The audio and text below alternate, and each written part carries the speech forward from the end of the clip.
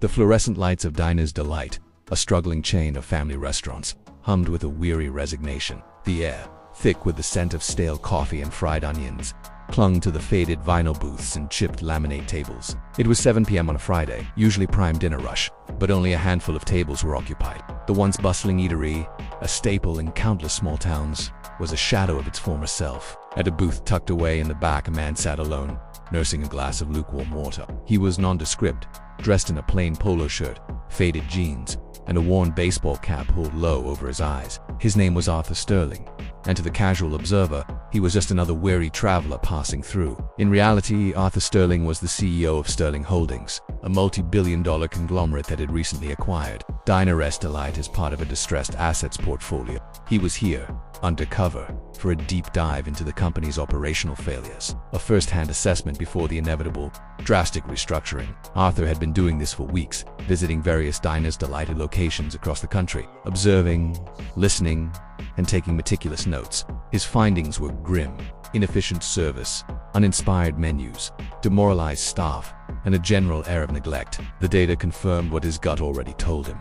Diners Delight was a sinking ship, ripe for liquidation. He had already drafted the internal memo outlining the plan: close, unprofitable locations, lay off thousands of employees, sell off assets. It was a cold, calculated business decision, one he had made countless times before, devoid of personal attachment or moral qualms. A young woman approached his table, her movements tired but efficient.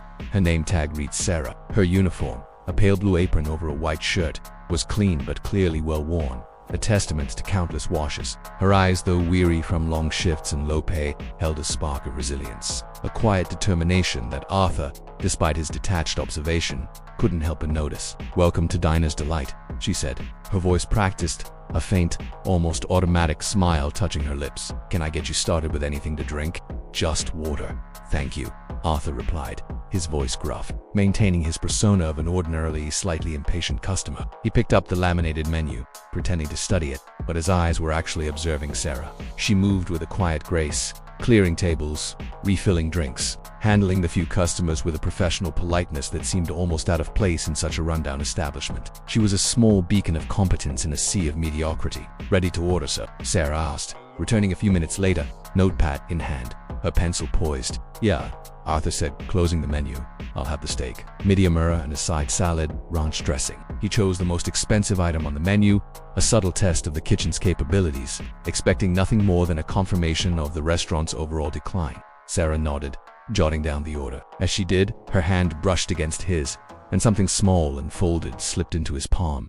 It was quick, almost imperceptible, a fleeting contact. She gave him a fleeting, significant look, a wide-eyed glance that held a desperate urgency, then turned and walked away towards the kitchen, her tired smile still in place, her movements betraying no hint of the clandestine exchange. Arthur's brow furrowed. He glanced around, ensuring no one had noticed the exchange. The other diners were engrossed in their own conversations. The cooks were focused on their griddle, oblivious. Then, slowly, carefully, he unfolded the small piece of paper. It was a napkin, torn from a dispenser, and scrawled on it in hurried, almost frantic handwriting were a few words that hit him like a physical blow. "Don't eat the steak. It's poison."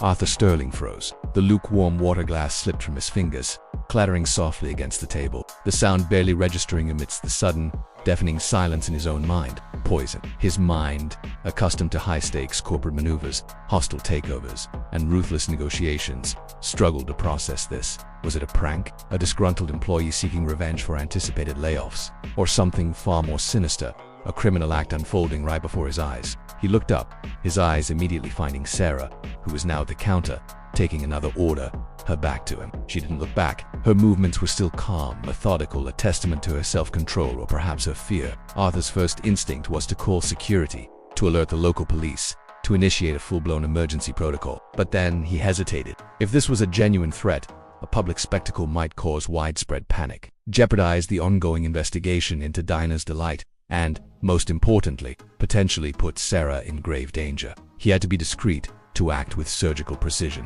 He subtly pulled out his phone, a secure, untraceable device, a direct line to his most trusted operatives. He sent a coded message to his head of security, a former Special Forces operative named Marcus Thorne, a man known for his unwavering loyalty and ruthless efficiency. Immediate extraction. Diner's Delight, Elm Street. Stand by for details. Do not engage unless necessary. Maintain absolute discretion. He then stood up, feigning a sudden need to use the restroom. As he walked past the kitchen, he caught a glimpse of the cooks, two tired-looking men, one of whom was wiping down a grill with a greasy rag, the other absent-mindedly stirring a pot. The kitchen looked grimy, disorganized, a breeding ground for unsanitary conditions, but nothing immediately suggested a deliberate act of malice. He returned to his booth, his mind racing, adrenaline coursing through his veins. He had to confirm the threat without drawing attention, without alerting anyone, especially if Sarah's warning was true. He picked up his fork, pretending to be ready for his meal, his gaze fixed on the kitchen door. He watched Sarah. She was now delivering food to another table, her movement still on a mask of weary professionalism firmly in place. A few minutes later, Sarah returned with his steak. It was a sad-looking piece of meat, grayish-brown, swimming in a pool of watery sauce. The side salad was limp, its lettuce leaves wilting at the edges. It looked unappetizing, certainly, but did it look poisonous? "Here you go, sir," she said, placing the plate in front of him. Her eyes met his for a fraction of a second, and in them, he saw a flicker of genuine fear, a silent plea for him to understand, to act, to believe her. It was a look that pierced through his corporate armor. "Thank you," Arthur managed, his voice strained, barely above a whisper. He picked up his knife and fork, pretending to cut into the steak. He brought a small piece to his nose. It smelled faintly metallic, wronger chemical temps beneath the greasy aroma. He discreetly scraped a tiny sliver of the meat onto the napkin where Sarah had written her warning. He folded it carefully, meticulously, tucking it deep into his pocket, a tiny, deadly piece of evidence. He then pushed the plate away with a theatrical sigh, feigning disgust. "This is unacceptable," he said, his voice loud enough to be heard by Sarah, but not so loud as to cause a scene or draw undue attention from the few other diners. "This steak is clearly not fresh. It smells off. I can't eat this. This is a disgrace." Sarah's eyes widened slightly, a flicker of understanding passing between them, a silent acknowledgement that he had received her message and was acting on it. "I'm so sorry, sir," she said, her voice genuinely apologetic, her face a picture of concern. "I can get you something else. Anything from the menu." "No, thank you," Arthur replied, standing up, his resolve firm. "I've lost my appetite. Just the check for the water. And please, inform your manager about the quality of this food." This last part was a deliberate misdirection, a subtle warning shot. Sarah quickly brought the check. As she handed it to him, her fingers brushed his again, and this time, another small, folded napkin was slipped into his hand. A second, even more urgent message. "Not just the steak, Maxwell. He's poisoning the food. For insurance, he's been doing it for weeks. People are getting sick. Please help us." Arthur's blood ran cold. Maxwell, the regional manager. He remembered the name from the acquisition documents, a mid-level executive with a reputation for being ruthless and ambitious, poisoning the food for insurance. This wasn't just about a bad steak. This was a deliberate, calculated act of sabotage, a criminal conspiracy of staggering proportions, risking human lives for financial gain. And Sarah, this tired, underpaid waitress, was risking her life to expose it, to save strangers, to protect her colleagues. He paid the check, leaving a generous tip, far more than the water was worth, a silent gesture of gratitude and promise. As he walked out, he saw Sarah watching him, her face pale but resolute, a silent plea for help in her eyes. He gave her a subtle nod, a silent promise of action, a vow that he would not let her courage be in vain. Outside, the cool night air was a welcome relief, a stark contrast to the oppressive atmosphere of the diner. Marcus Thorne, his head of security, was already waiting in a nondescript sedan across the street, his eyes scanning the diner's entrance, his hand resting on a communication device. Arthur quickly got into the car, slamming the door shut. "Thorne, we have a situation. A serious one. This isn't just about a failing restaurant. It's criminal. Maxwell, the regional manager, is poisoning the food for insurance fraud, and a waitress just risked her life to tell me. She gave me 2 notes and a sample of the tainted food." Marcus's face hardened, his eyes narrowing. "Poisoning? Are you absolutely sure, sir?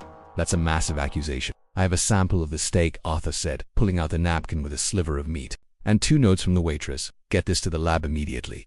Top priority. I want a full toxicology report, and I want it yesterday. And I need a full background check on this, Maxwell. Every detail. Financial records, personal history, associates, everything. And for God's sake, make sure that waitress, Sarah, is safe. Discreetly. She's a witness, and she's in grave danger if Maxwell finds out she talked." Over the next 48 hours, Arthur Sterling, the cold, calculating CEO, transformed into a relentless investigator, driven by a newfound moral imperative. He bypassed the usual corporate channels, knowing the sensitive nature of the information. Marcus Thorne's team, A lean but highly effective unit, worked tirelessly, operating under the cloak of absolute secrecy. The lab results came back quickly, confirming Sarah's terrifying warning.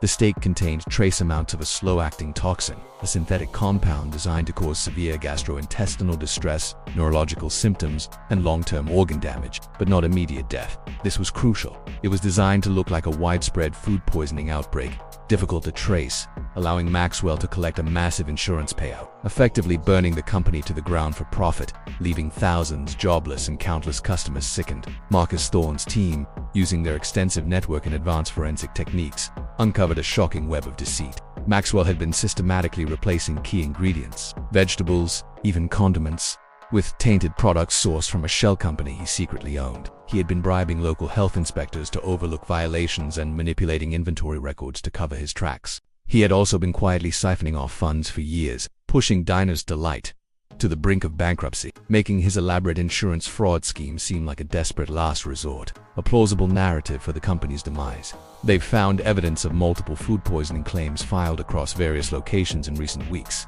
all dismissed as isolated incidents by the bribe inspectors.